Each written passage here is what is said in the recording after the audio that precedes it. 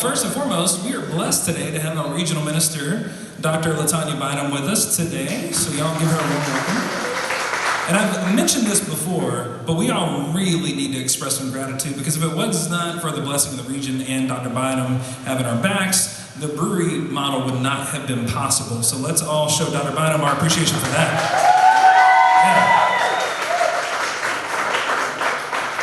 Yeah. So we're going to continue our walk through Mark, and it's becoming increasingly difficult to walk through this gospel sequentially, because some of the points we covered earlier in 2018, last year, and I'm trying also to get to the crucifixion and resurrection by Easter. So I'm kind of having to figure out, okay, what do we need to cover? What have we already talked about? But the exciting news is we are going to be wrapping up Mark in a few weeks, and we decided that the next book that we're going to examine when we're done with Mark is the Gospel of Thomas. Now, you may not remember that book from the Bible, and it's because it's not in the Bible. It's a gospel, Bernie and I talked about this, it's a gospel that was not canonized, and I personally believe that it was left out of the Bible for political reasons, and many people consider that to be blasphemous, which of course means we have to do it. So we're really excited about that, and I think you all are going to enjoy that as well. And if you're looking to study Scripture more in depth, I really want to encourage you to show up to Mike and Stephanie's house on the first and third Wednesday of every month. Right now, we are walking consecutively through Professor Dale Martin's 26-week New Testament course from Yale University. So if you are interested, make sure to talk to Mike or Stephanie or myself, and we will get you plugged in. This is seminary level stuff. And it's very interesting. It's absolutely fascinating. So without further ado, let's dive in. It says this: just as he was speaking, Judas, one of the 12, appeared. With him was a crowd armed with swords and clubs, sent from the chief priest, the teachers of the law, and the elders. Now the betrayer had arranged a signal with them: the one I kiss is the man. Arrest him and lead him away under guard. Going at once to Jesus, Judas said, "Rabbi," and kissed him. The men seized Jesus and arrested him. Then one of those standing near drew his sword and struck the servant of the high priest, cutting off his ear. "Am I leading a rebellion," said Jesus, "that you have come out with swords and clubs to capture me? Every day I was with you, teaching in the temple courts, and you did not arrest me, but the scriptures must be fulfilled." Then everyone deserted him and fled. A young man wearing nothing but a linen garment was following Jesus, and when they seized him, he fled naked, leaving his garment behind. And that's where we're going to stop. Anna. Well, we just want to know who is the high priest. So then one of those standing here with the sword is the servant of the high priest. So is the high priest one of those coming in to be arrested? Or is the high priest already here? I would think these are the servants of the high priest that are all coming to arrest Jesus. I don't think any gospel says that the Caiaphas or any of the folks were there, correct? Yeah, I don't think any of them were there. I'm looking at Bernie, I'm like, right? What else we got? Bernie. Well, Oh, wait, I'm sorry. Let me back up. So yeah, I don't think it's any of them, but I guess he could have been there. possibly, but I don't, probably not. That's a task he's going to delegate to other things. Because the reason they showed up with weapons is probably because they thought Jesus was a rebel leader. So you wouldn't put the priest in that situation back then. They would have their grunts kind of go do the work, because this could have been, in their minds, a potentially dangerous situation. And we'll get to that too. One of my sermon notes. Go ahead, Bernie. I don't know how many people have heard of the book Zealot by Reza Aslan. It's a very good book. So here you have kind of a first example of the way Jesus is being domesticated. Mm-hmm. So in the first gospel that gets written, there are scholars that think Jesus was indeed a violent revolutionary. Mm-hmm. But that's inconvenient if you're trying to build a new religion around the dude, especially if you're still under Roman oppression. Mm-hmm. So you need to turn Jesus into a pacifist, Mm-hmm. and this passage does that. Mm-hmm. Saying, hey, what do you think I'm doing, leading a violent rebellion here, push your sword away. Mm-hmm. And the other interesting thing about this passage in terms of kind of flash forward is that, by the time we get to, I don't know if in Matthew and Luke, in both of those, the sword wielder and ear cutter becomes Peter. Mhm. But this one, the sword wielder is just some random dude in the crowd. Mhm. And so that, just in terms of the evolution of the gospel tradition, Mhm. is interesting. It is very interesting. If you examine each one of these accounts of Jesus getting betrayed by Judas, they're very different.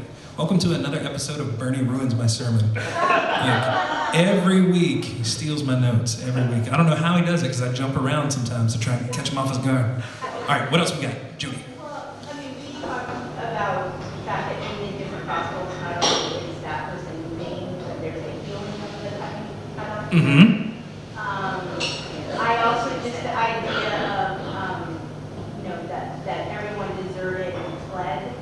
If you go to the passages before this, where he's asking them to stay awake, they already kind of split. Mm-hmm. They may not have left his body, but they already kind of checked out when he's asking them to be present with him. Mm-hmm. So, I mean, it's kind of like it's just a continuum in some ways of his group abandoning him in the midst of need. Mm-hmm. And he did, he also says, I think it's interesting, like, you didn't arrest me while I was in the courts teaching and doing all this. You arrested me in a garden, when I'm not doing anything, in the middle of the night, but it's kind of like, but the scriptures must be fulfilled, so if this is the way I guess it's got to be, go for it. But it's kind of like ultimately this was going to happen, but not necessarily expecting it in this place. Yeah, exactly. I think it made sense that they got Jesus at night away from the crowds, because Jesus was getting quite a following, right? And if they thought that Jesus was leading a violent revolution, the last thing they're going to want to do is try and capture Jesus when there's a lot of followers around. So they're going to want to do this in the secret, kind of cover of night. And if you've ever been in management before, I think you could kind of relate to Jesus when he comes out and sees the disciples asleep in some of the tellings of this, because you're just like, you had one job, like literally just stay awake. One job. So this week is a little bit different, because I usually have pretty strong opinions about what is likely going on in the text, and I always leave room for error, but I usually have a strong inclination, based on my own studies, about what's going on in a passage, and that's not the case this week. This week, we're going to talk about several possibilities concerning this passage about Judas and what's going on here. The first two views about Judas are far more common in more conservative evangelical circles. And these two views either paint Judas as a tool of Satan or Judas as vengeful. But in both possibilities, Judas kind of gets a bad rap. So I want to clear things up before we really dive into this. None of the disciples, as Jody pointed out, are rock stars in this passage at all. Indeed, none of the apostles are presented in a heroic light at all in this text, because they all desert Jesus, right? One dude even runs away naked into the woods. And that sounds like stories from my family reunion on my dad's side. And I've always wondered if that disciple ever lived this down, if it ever not got brought up when they gathered together. Because I have friends with similar stories, and I promise you that they have never lived those stories down. And by friends, I mean me. So let's run through these possibilities, though, about Judas together, and I will be interested when we kind of conclude with this portion of the sermon to hear where you all landed and what your takeaways are going to be. Now, the first possibility is that Judas was a thief possessed by a demonic agenda, and we get that imagery in the Gospels of Luke and the Gospel John. And Judas appears to have an evil agenda in John's gospel and wants to turn Jesus in so Jesus can be killed. And if you've been here for a while, you know how I feel about the Gospel of John. So for me, this possibility is just not a good possibility.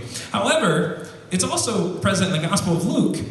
And I have mixed feelings about the Gospel of Luke, because no one cracks down on the ultra-rich in the New Testament like the Gospel of Luke. But because the intended audience for the Gospel of Luke are Gentile Christians, there is a lot of language in the Gospel of Luke that I consider to be anti-Semitic. Judas having a name that literally meant people of Judah, Jewish people, basically is what Judas's name meant, might have been used by the author of Luke to spread anti-Jewish messages. So I got a little bit of a problem with that. Now you might be asking yourself, why would the author of Luke have this anti-Jewish message when the earliest followers of Christ were all Jewish themselves?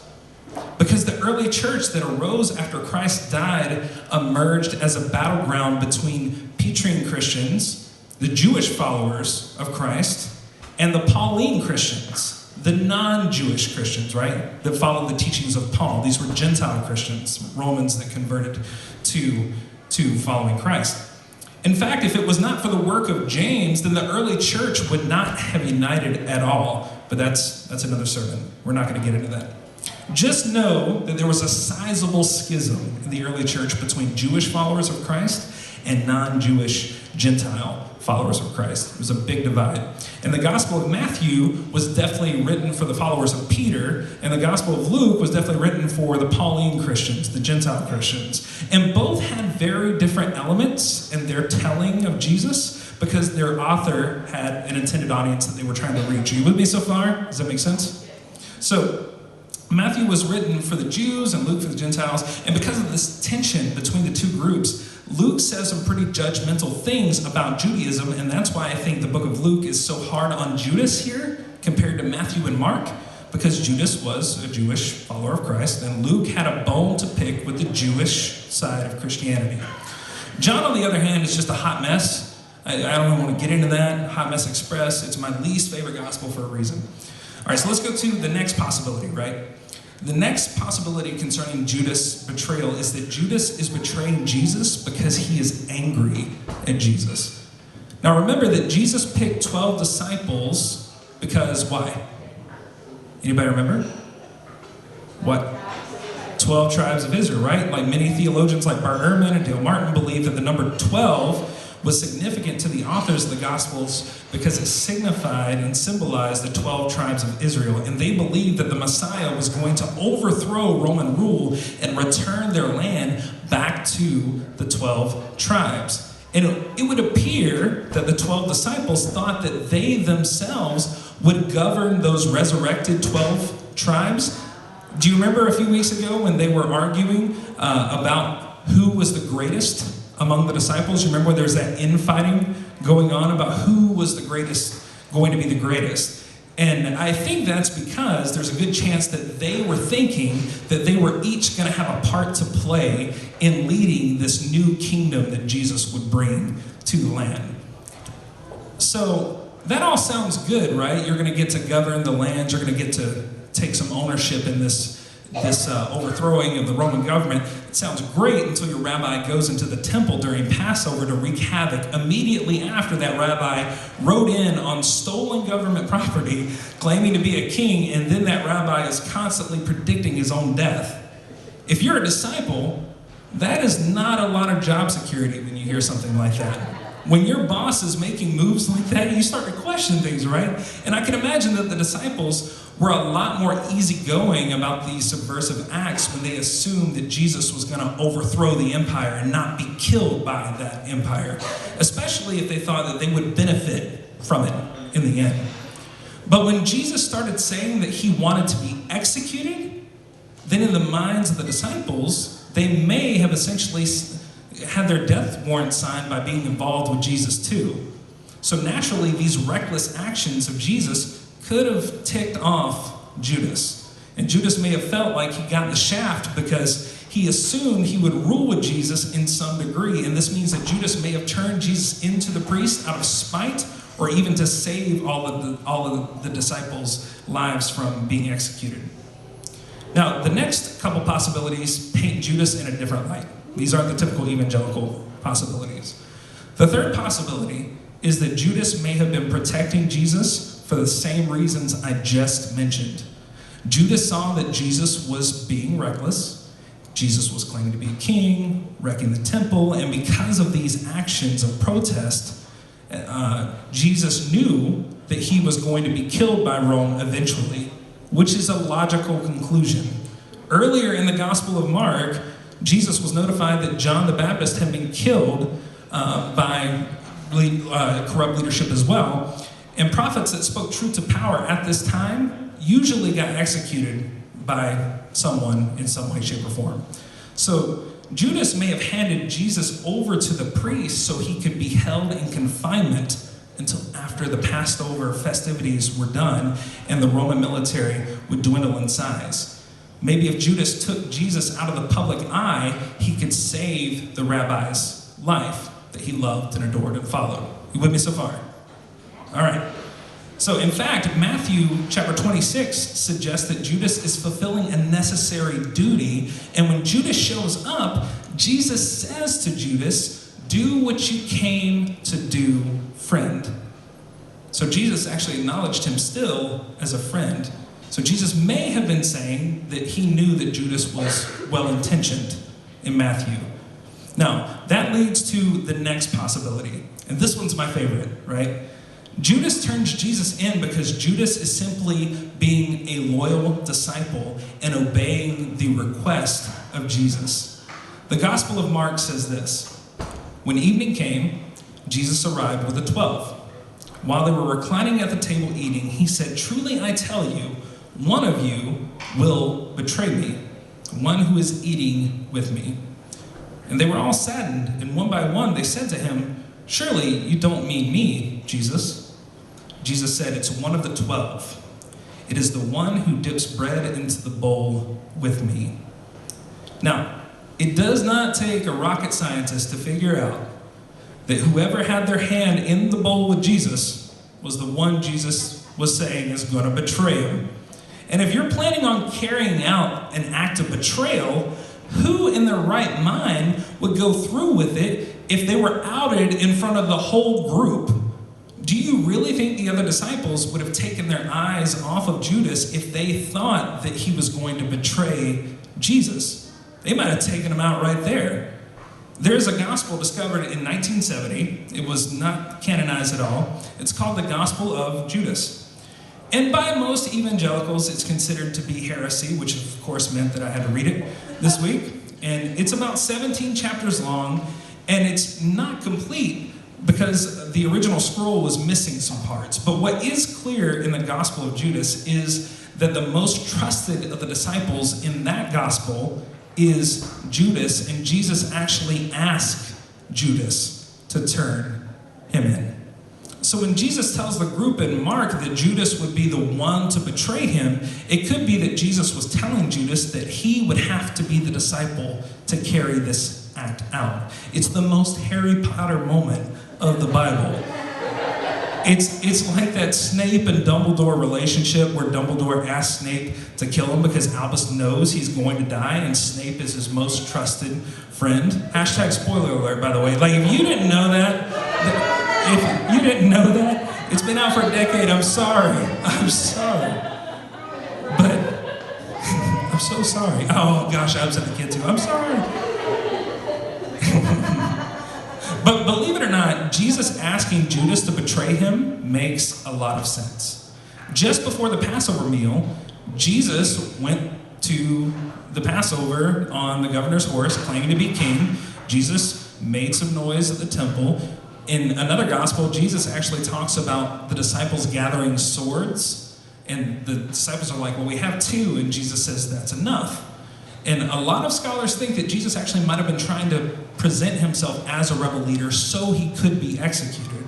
So right before this event, Jesus is anointed for burial at Bethany. And Jesus had been, again, trying to set himself up as a rebel leader for quite some time because Jesus wanted to be martyred in the minds of some of these theologians so that the Jewish movement against Roman rule could be galvanized.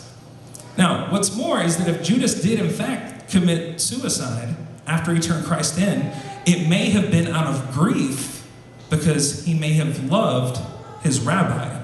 He may have just been so distraught that he was the one that had to carry this out. That's wild, isn't it? All right, there's a 5th and final option. There is a theory that Judas was a metaphorical character. Modern translations render his name as Judas, when in fact his actual name in all New Testament documents is Judah, and it means people of Judah. And his title is Iscariot, and that's an Armenian, it's a transliteration into Latin from the word Sicarius. And these were violent fringe groups of Jewish rebels that Josephus actually blamed for provoking Rome to bring about the destruction of the Jewish temple. So these were fringe rebels that Josephus and a lot of folks weren't happy with. Now remember that Jesus was often criticized for not being a violent zealot in some of the other Gospels, because in their minds, the Messiah was supposed to be a war general, and he was supposed to overthrow Rome with an army. But Jesus didn't seem to do that in some of the other Gospels. The character of Judas may have been an early church metaphorical criticism of the violent rebels that were stirring up problems. Now, in this knowledge, we cannot be sure which one of these options is exact. I tried this week. I studied this all week, and I could not land on a single one, except I'm not a fan of John. But any of those possibilities provide applicable wisdom, so discuss those possibilities. Yes? Well, one of the things that we kind of stand on for a certain situation is once the first person draws a sword, draws blood, stuff usually goes down sideways hard the ass. And so if Jesus has been working towards this arrest all this time, but I've never done anything big in my life, I can make sure that I have another trusted person. All right, you've got my notes, you can be out there doing this, I'm going to be out there doing this. You don't screw something like this up. You had to go down this way to protect any bystanders or anyone else. It had to be private, or it had to be, and then all of a sudden, Jesus didn't help set up a situation where he knew that they were disheartened with what they thought they were going to get, so that they would fail and get out of harm's way. I'm really interested in what happened if Peter picked up the sword and sliced someone's ear off. Jesus had to stop. Whoever had the sword, he had to say himself, stop. This is not, we're not, that's not what we're doing. Otherwise, the whole thing would have gone down sideways right away. And so in that alone, we know that Jesus almost helped this happen this way. And that, that could have been possible too, because in one of the Gospels, Jesus tells Peter, he who lives by the sword dies by the sword. So he kind of rebukes him right there. And it was definitely, I think, to protect Peter. And possibly Jesus quoting scripture from the Old Testament, talking about everyone fleeing from him and leaving, that might have been his signal to the group, like, you guys get out of here so you don't get mixed up in this too. That's a very good observation. Anybody else? Yes? You talk about the different scriptures that you reference or don't, and I was sharing with our group that my favorite is the Gospel of Jesus Christ Superstar. And every one of the versions. And so Judas Iscariot is kind of a hero in that version. And then earlier when we were talking about, nonviolence, it's interesting because I was reading the letter from Birmingham jail this morning that Martin Luther King Jr. wrote while he was arrested. And he, in that letter, quotes T.S. Eliot. And so I looked up the quote that I wanted to share with you. Oh, please do. The last temptation is the greatest treason, to do the right deed for the wrong reason. Good quote. Heavy Decide how stuff. it applies. Discuss it amongst yourselves. Take a moment. I like it. I think the Gospel of John is also really problematic in that way. I think empire, when you kill a figurehead of a movement, when you're responsible for it, and it's growing in numbers, and you kind of adopt it to stay in power, the first thing you're going to do is paint yourself as innocent. And using Judas as a scapegoat might have been part of that as well. And the church has a history of awful anti-Semitic rhetoric, and that needs to be addressed. And we say this often here. I truly believe this. I don't think the Jews killed Christ at all. I think it was Roman Empire killed Christ. I think, honestly, that if there is anti-Semitic rhetoric that's being communicated in the Gospels, I think that was inserted later for a reason. And I think we should talk about that often. I think empire has been a major contributor to all of the diseases that have come out of the Christian movement. I think if I'm looking at this honestly, the reason why I said my favorite was that Judas was kind of in on it is really because it just makes sense. I think if you look at the actions of Jesus, Jesus was intentionally trying to be subversive all the time.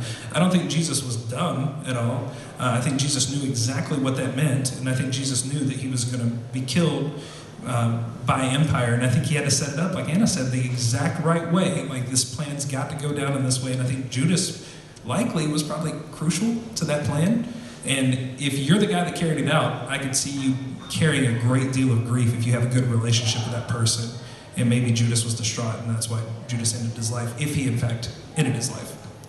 So all of this was really good stuff today. And for me, my application actually came out of our observation time that we just shared.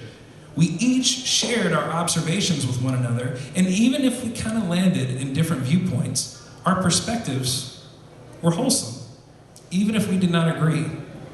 We exercised healthy freedom of speech. Now, you thought I was going to get through this without getting political today. Never. You see, we can share different wholesome opinions that are rooted in love and justice freely because it does not come with a price. That is when free speech is free. Hate speech is never free, and it always comes with a price. What Trump did this week, by signing an executive order to protect white supremacists in the eyes of the public, was reprehensible. And even more disturbing was the celebration of evangelical Christians who thought it was a positive move. Richard Rohr said it best in 2016 when he said the evangelical support of Donald Trump will be an indictment against its validity as a Christian movement for generations to come, and I could not agree more with that. I don't think this has ever been made more evident that evangelicalism has just been hijacked by a horrible initiative. I don't think it's been more evident than this week, especially when Donald Trump complimented the neo-Nazi Richard Spencer for taking a punch and not going down. It was sickening. I will never condone violence, but I certainly won't compliment the jaw strength of a freaking terrorist. Donald Trump complimenting the neo-Nazi that was punched in his face reminded me of some of the points in today's sermon about the movement of Jesus being subversive and radical, meaning it was meant to stir stuff up, but it was never violent, in my opinion. I think those of us in the advocacy community are promoters of justice, passionate promoters of justice, and I think that's a good thing. And because of that, we have a tendency to internally, or at least I do, celebrate when someone gets what's coming to them. Does anybody else struggle with that? Like you celebrate that? I do, I'm just gonna be honest. And we may not express that externally, right? But we may have an internal desire to celebrate or even give someone what's been coming to them ourselves. Maybe we might want to do that. And I think that ultimately Jesus wanted to break the cycle of violence, but I'm not necessarily sure that it's because violence is never justifiable. I am nonviolent, and I will always preach nonviolent subversion, but if I'm being honest, I have heard people give pretty justifiable reasons why punching a Nazi is a good idea. I'm just being honest. However, a major problem with reciprocating violence with violence, even if it's hypothetically justifiable, even if you can make that point, is that those in power use violent retribution to paint themselves as the victim, which is what Trump has done this past week. Trump used that punch of Richard Spencer that was caught on film to hit back the movement against Trump. Trump used that punch to excuse the signing of an executive order that has made it more difficult now for our education system to stand against fascism and white supremacy. But if we can't get violent, where do we go from here? I've said it many times. Nonviolence is not the refusal to fight injustice. It is how we fight injustice. But that does not mean that we are complicit. There is an ocean of possibilities between complacency and violent retribution. We can chain ourselves to the doors of lecture halls. We can bring air horns to blast over their hate. We can sing songs over their hateful rhetoric. We can block traffic in parking lots. We can protest in the middle of their discussions. I'm all for this. But the moment we resort to violence, the corruption in people in positions of corrupt people in positions of power will throw our punches right back at the movement. So to be clear, we are not refusing to reciprocate violence because our opponents don't deserve it. They very well may deserve it. We make every effort to oppose bigotry without physically harming our opponents because love and justice deserve to win. And I believe with faithful action, love never fails. And when we stand courageously together in the face of tyranny, justice will ultimately prevail. Maybe not this time, maybe not next time, and it might cost us pain or our lives sometimes, but in time, love never fails.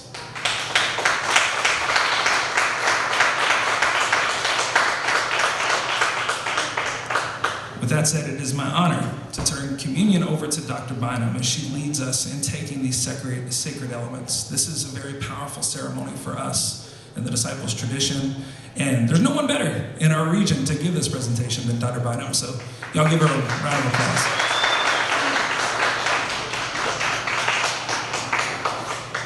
Amy Jill Levine, who is a professor of New Testament, who uses her Jewishness to help us understand who Jesus is.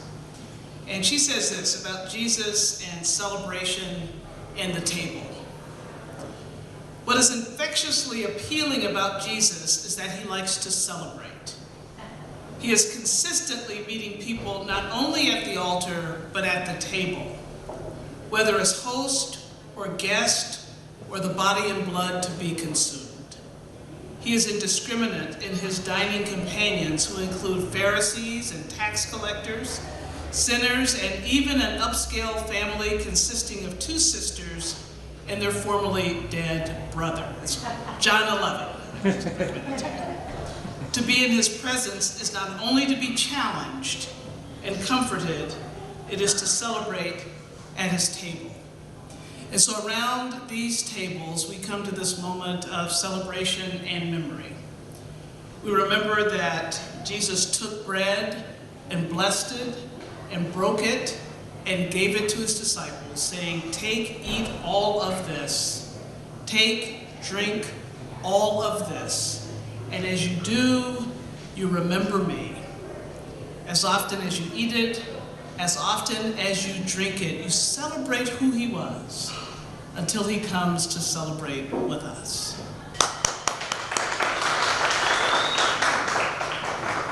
And until next week, may the peace of the Lord Christ go with you wherever it may send you. May it guide you through the wilderness and protect you through the storms. May it bring you home rejoicing at the wonders that it shows you, and may it bring you home rejoicing once again into our doors. Grace and peace to every one of you. Let's give Dr. Bynum one more round of applause for joining us today.